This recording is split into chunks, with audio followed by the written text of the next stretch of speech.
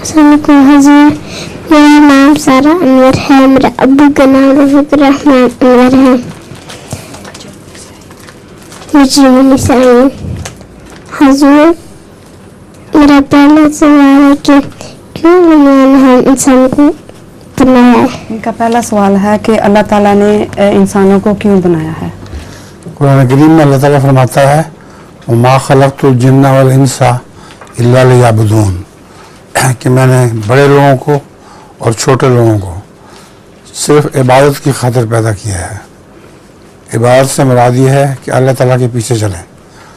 عبد غلام کو کہتے ہیں، اور غلام وہ ہوتا ہے جو اپنے مالک کے پیچھے پیچھے چلتا ہے۔ غلام وہ ہوتا ہے جس کا اپنا کچھ بھی نہیں ہوتا، سب مالک کا ہو جاتا ہے۔ تو آج حضرت مسلم وسلم فرماتے ہیں آج ہم دل بھر کی اور دل بھر ہمارا ہو گیا۔ اب شکر للہ مل گیا، کیا ہے بدل؟ کیا؟ ہاں، آج ہم دل بھر کی اور دل بھر ہمارا ہو گیا۔ بس اس حضرت مسلم وسلم کے شعر کے مطابق عبادت جو ہے اس کے نتیجے میں اللہ تعالیٰ بندہ سارا کے سارا خدا تعالیٰ کا ہو جاتا ہے، اور جو خدا تعالیٰ کا ہے وہ بندے کا ہو جاتا ہے۔ ٹھیک ہے؟